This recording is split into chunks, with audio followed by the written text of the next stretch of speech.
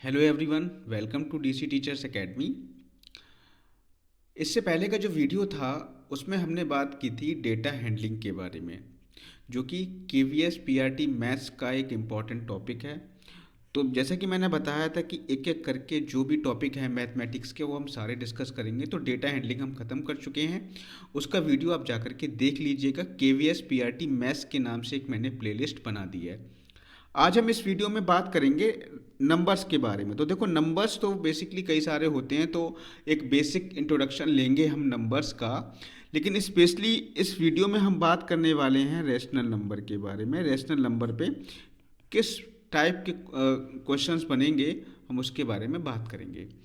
ठीक है, तो चलिए स्टार्ट करते हैं। अगर वीडियो आपको अच्छा लगता है तो चैनल को सब्सक्राइब कर दीजिए। अगर केवीएस पीआरटी की तैयारी कर रहे हैं तो आपको मैथ्स की जो प्रिपरेशन है वो इन वीडियोस के माध्यम से आपकी अच्छी हो जाएगी, क्योंकि इस बार जो सिलेबस है वो मैथ्स का चेंज हो गया है। ठीक है, पिछली बार का सिलेबस अलग था, इस बार का सिलेबस अलग है, और स्पेशली जो टॉपिक्स इसमें डाले गए हैं वो एनसीईआरटी मैथ्स के टॉपिक डाले गए हैं। एनसीईआरटी 6, 7, 8 क्लास के टॉपिक्स यहाँ पर डाले गए हैं। ठीक है, तो चलिए स्टार्ट करते हैं। तो अब हम बात कर लेते हैं कि रैशनल नंबर होते क्या हैं, परमेय संख्याएं होती क्या हैं। तो कोई भी संख्या है, कोई भी संख्या हो जो आपकी p अपॉन क्यू के फॉर्म में लिखी गई हो, मतलब कोई भी संख्या जो अंश बटे हर के रूप में लिखी जाती है उसे हम कहते हैं परमेय संख्या। ठीक है, लेकिन इसमें एक कंडीशन ये होती है कि हर का मान जो है वो जीरो के बराबर नहीं होना चाहिए। जैसे मान लीजिए मैंने यहाँ पे एक संख्या लिखी 1/2, तो ये एक परमेय संख्या हम इसको कहेंगे। ठीक है, क्योंकि इसमें अंश भी है और हर भी है।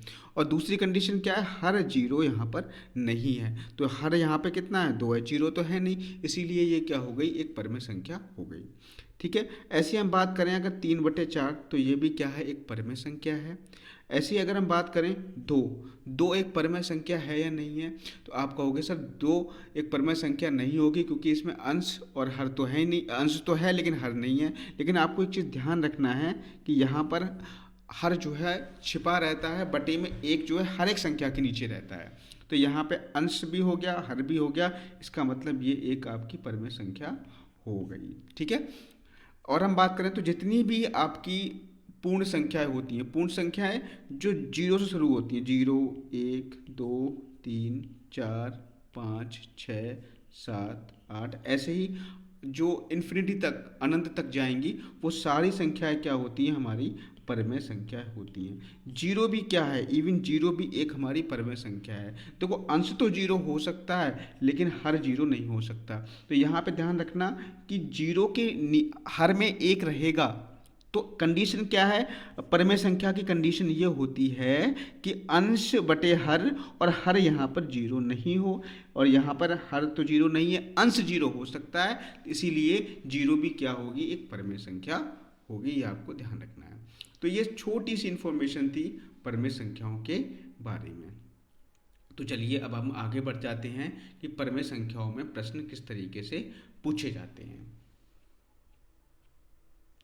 तो यहाँ पर आपको क्वेश्चन दिख रहा होगा, यहाँ पर देखिए कि उचित गुणधर्मों के उपयोग से निम्नलिखित का मान ज्ञात कीजिए। तो यहाँ पर आप देखो कि एक सवाल ये है, -2/3 गुणा 3/5 प्लस 5/2 -3/5 गुणा 1/6। तो यहाँ पर हमें क्या लगाना है, बॉड मैश लगाना है। बॉड मैश का रूल यहाँ पर लगाना है। ठीक है, तो बॉड मैश के अकॉर्डिंग सबसे पहले क्या सॉल्व होती है, बी फॉर ब्रैकेट सॉल्व होगी। उसके बाद ऑफ सॉल्व होगा, तो यहाँ पे ना ही ब्रैकेट है ना ही ऑफ दिया हुआ है। डी फॉर डिवीजन भी इसमें नहीं दिया है। फिर यहाँ पे क्या दिया है, मल्टीप्लिकेशन, एडिशन और सब्ट्रैक्शन दिया है। तो यहाँ पर आपको तीन चीज़ें दे रखी हैं, मल्टीप्लाई यानी गुणा दे रखी है, प्लस दे रखा है, माइनस दे रखा है। तो यहाँ पर सबसे पहले हम क्या करेंगे, गुणा करेंगे। जहाँ पर भी गुणा लगी होगी सबसे पहले हम क्या करेंगे, यहाँ पर गुणा करेंगे। तो यहाँ पर इस सवाल को हम यहाँ पर लिख लेते हैं एक बार। तो देखिए सवाल ये है, -2/3 गुणा 3/5 प्लस 5/2 -3/5 गुणा 1/6। तो यहाँ पर देखो उसको कैसे सॉल्व करेंगे। तो बॉड मैश का रूल ये कहता है कि सबसे पहले हमें गुणा करनी होती है। तो गुणा इन दोनों के बीच में है, गुणा इन दोनों के बीच में, तो क्या करेंगे, देखो तो 3 से 3 ये कट जाएगा। ठीक है, तो ये हो जाएगा -2/5। 5 प्लस 5/2 ये बचा, माइनस यहाँ देखेंगे 3 एकम 3, 3 दूनी 6, तो ये हो जाएगा माइनस का 1/10। ठीक है।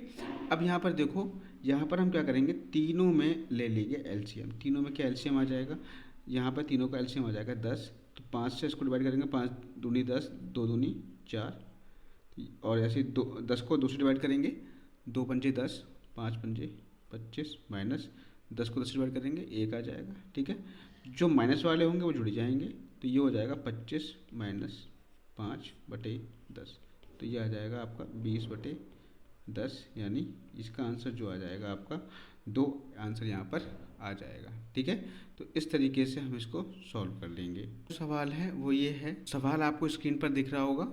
तो सवाल देखिए, इसको कैसे सॉल्व करना है, इसमें आपकी ब्रैकेट दी गई है, तो सबसे पहले हम ब्रैकेट वाला सॉल्व कर लेंगे।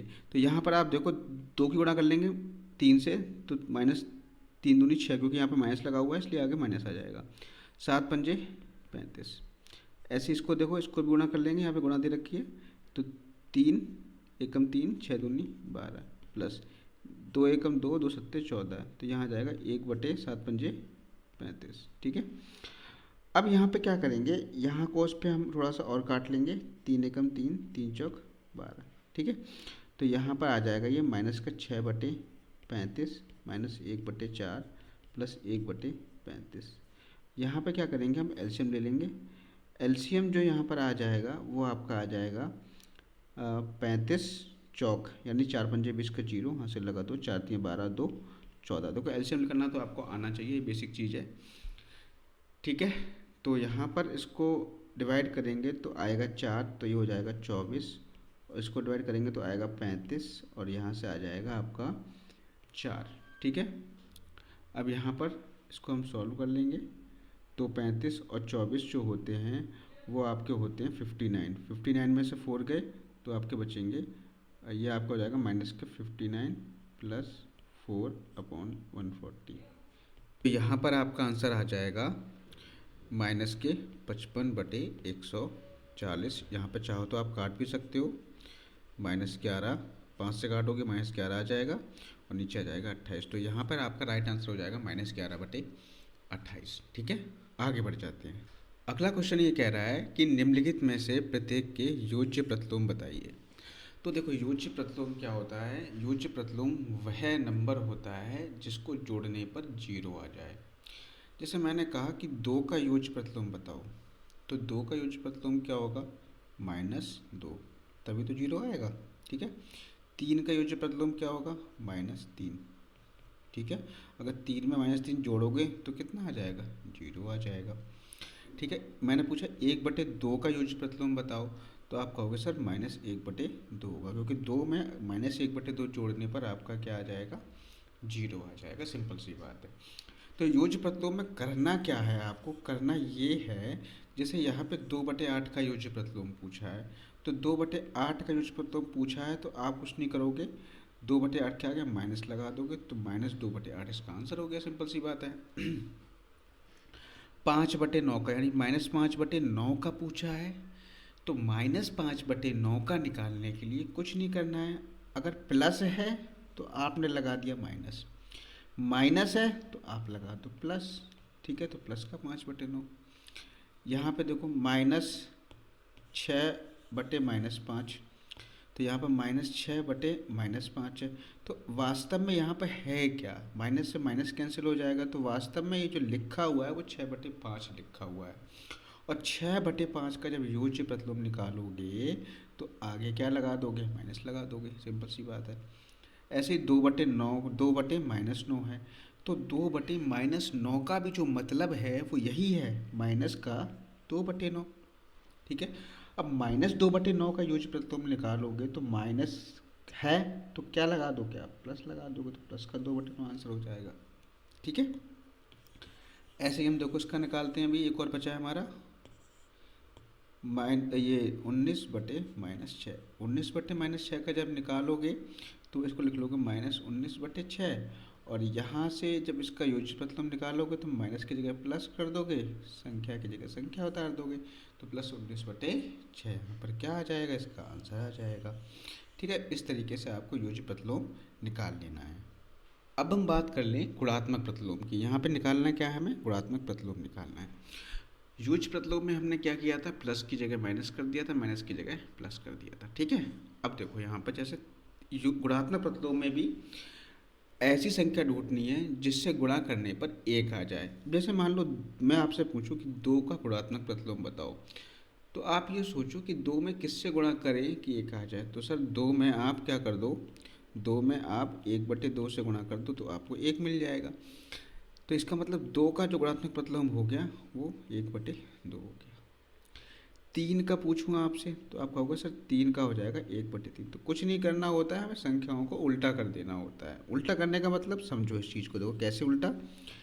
जैसे मैंने कहा कि 4/5 का गुणात्मक प्रतिलोम निकालो, तो आप कह दोगे सर 5/4, उल्टा कर दोगे।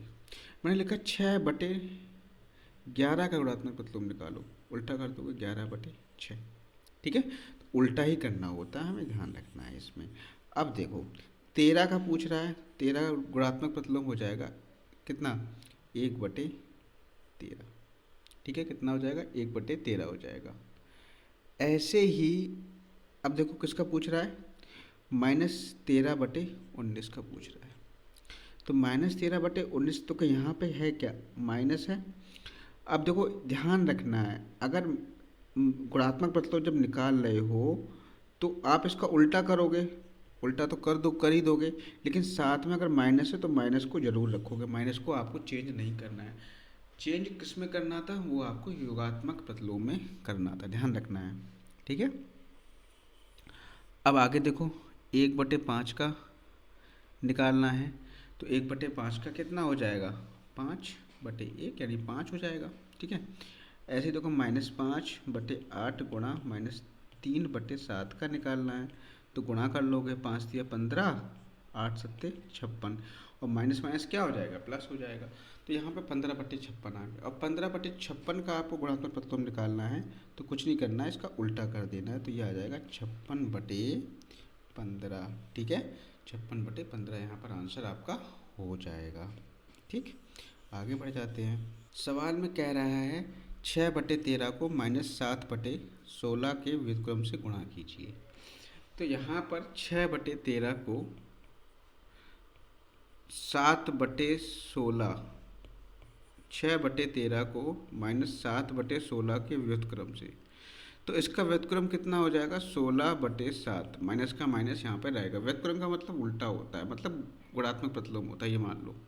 ठीक है, अब 6/13 को अगर -16/7 से गुणा करेंगे तो 16 छक कितने होते हैं, 96 होते हैं। माइनस का माइनस आगे रहेगा, 13 सत्ते 91, तो 96/91 यहाँ पे माइनस में आपका आंसर हो जाएगा।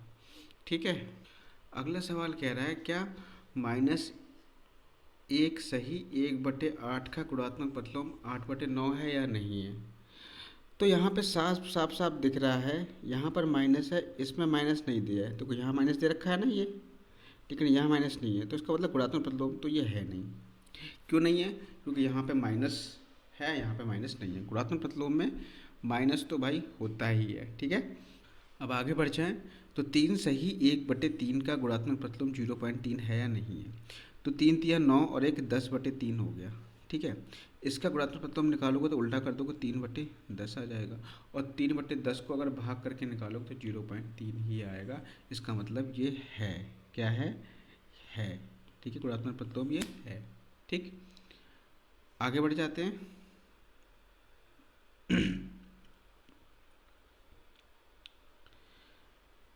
कह रहा है ऐसी परिमेय संख्या जिसका कोई व्युत्क्रम नहीं है। देखो ऑप्शन तो आपका कुछ भी बना करके दे सकता है। ठीक है, केवीएस कुछ भी बना के दे देगा, लेकिन आपको एक कंसेप्ट समझना है। और क्वेश्चन किस तरीके से आएंगे, ऐसा ये इसी को मान लीजिए, ऐसी परिमेय संख्या लिखिए जिसका कोई भी व्युत्क्रम नहीं है। तो ऑप्शन दे देगा, मान लो आपको 0 1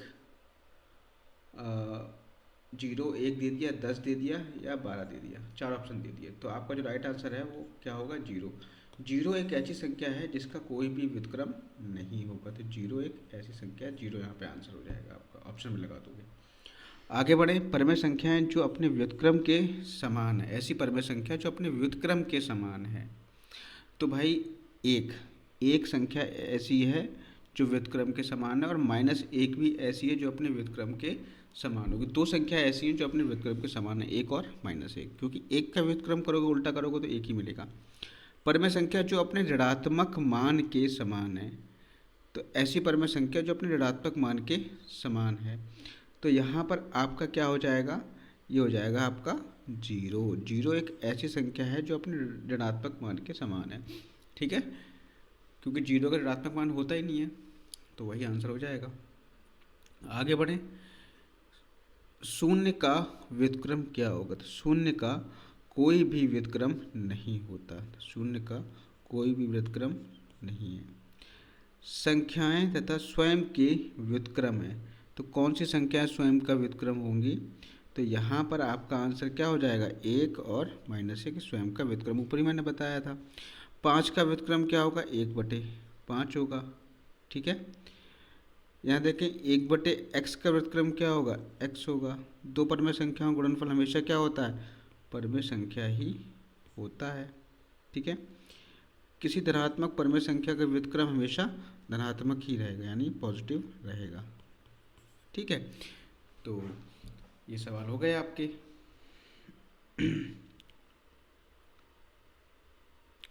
आगे देखिए, अगला कह रहा है ऐसी पांच परमेय संख्या लिखी जो दो से छोटी हों।